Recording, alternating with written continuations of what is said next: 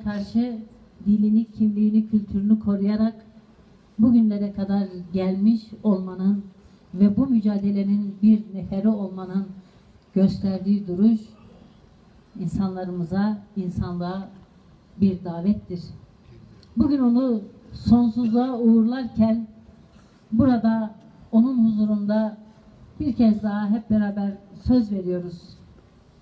Bu dava mutlaka barışla sonuçlanacak. Bu dava mutlaka özgürlükle, çözümle sonuçlanacak.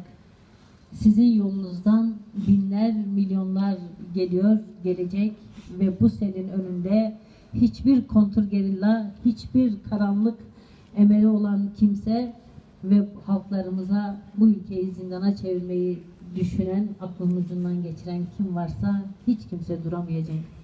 Milyonlar sel olmuş geliyor, senin ideallerin gerçekleşecek, toprağında rahat uyu, huzur içerisinde uyu. Sana sonsuz saygılarımızı ve şükranlarımızı sunuyoruz. Ailemize, tüm halkımıza, herkese de başsağlığı dileklerimizi sunuyoruz.